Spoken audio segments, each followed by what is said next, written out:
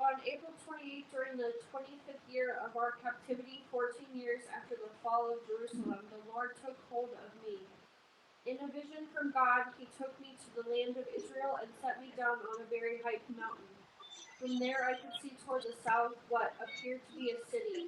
As he brought me nearer, I saw a man whose face shone like bronze, standing beside a gateway entrance. He was holding in his hand a linen measuring cord and a measuring rod. He said to me, Son of man, watch and listen. Pay close attention to everything I show you. You have been brought here so I can show you many things. Then you will return to the people of Israel and tell them everything you have seen.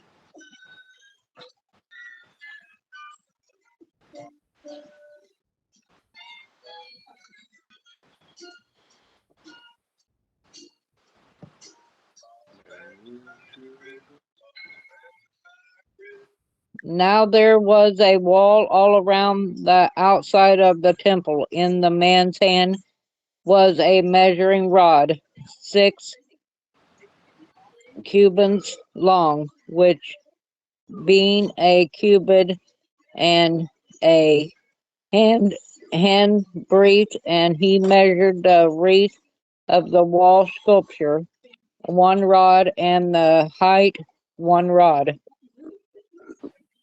Then he went to the gateway which faced east, and he went up its stairs and measured the threshold of the gateway, which was 1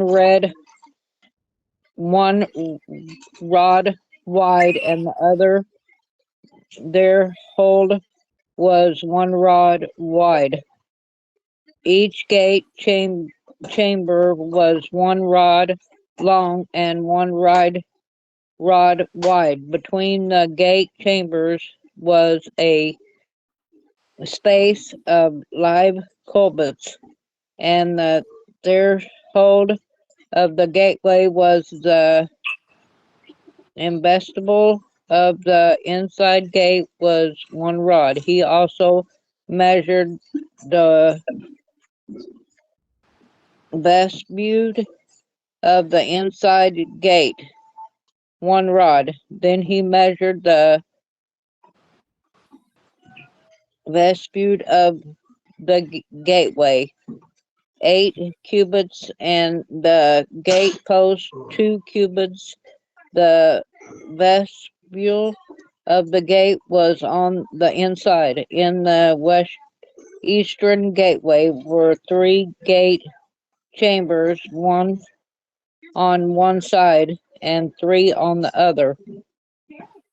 The 3 were all the same size. Also, the gate posts were of the same size on this side and that side.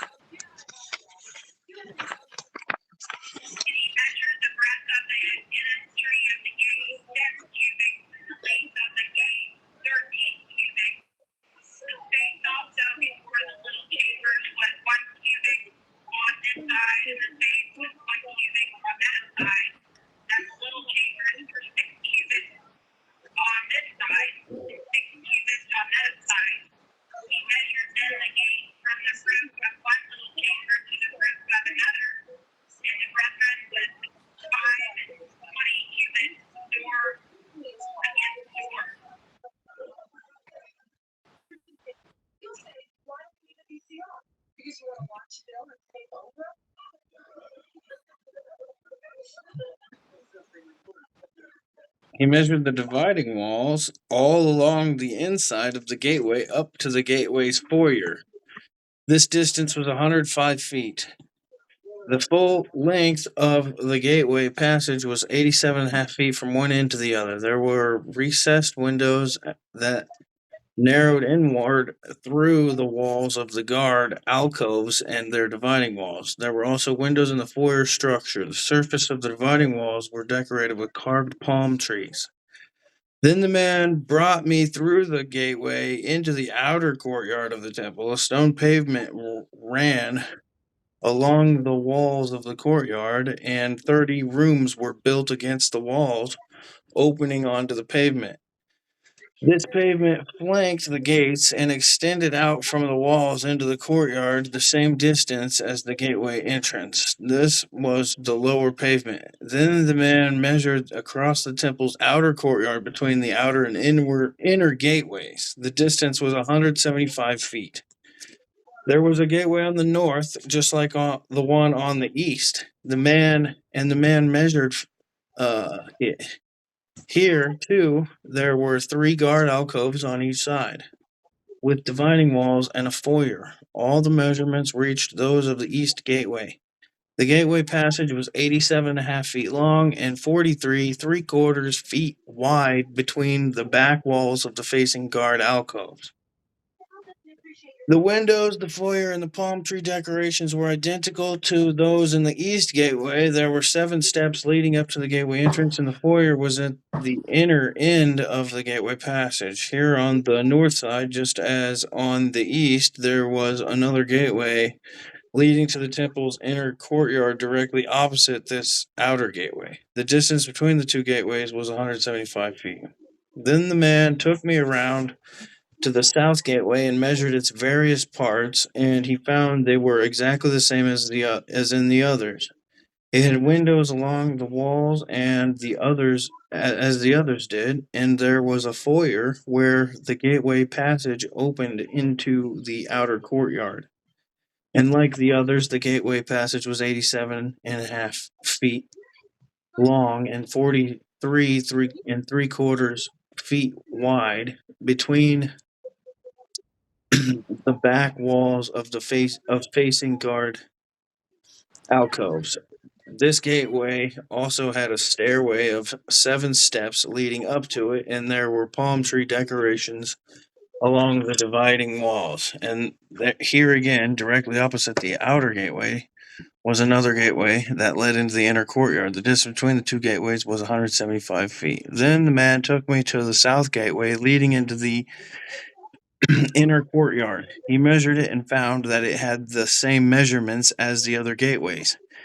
Its guard alcoves, dividing walls, and foyer were the same size as those in the others. It also had windows along its walls and in the foyer structure, and like the others, the gateway passage was 87.5 feet long, 43 3/4 feet wide. The foyers of the gateways leading into the inner courtyard were 8 3/4 feet deep and 43 3/4 feet wide. The foyer on the south gateway faced into the outer courtyard. It had palm tree decorations on its columns, and there were 8 steps leading into its entrance. Then he took me to the east gateway leading to the inner courtyard.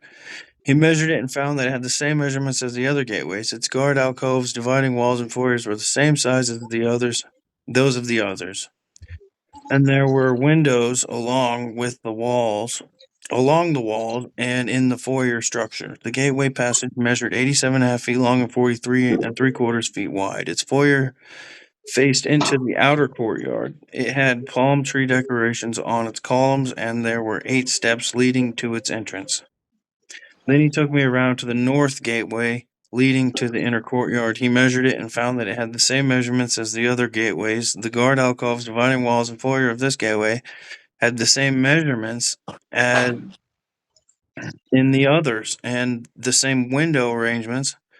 The gateway passage measured 87.5 feet long and 43 3/4 feet wide. Its foyer faced into the outer courtyard, and it had palm tree decorations on the columns.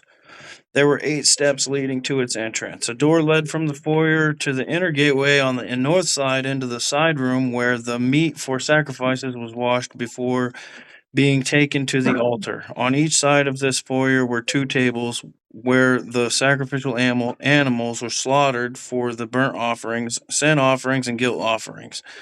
Outside the foyer, on each side of the stairs going up to the north entrance, there were 2 more tables. So there were 8 tables in all, 4 inside and 4 outside, where the sacrifices were cut up and prepared. There were also 4 tables of hewn stone for preparation of the burnt offerings, each 31.5 inches square and 21 inches high.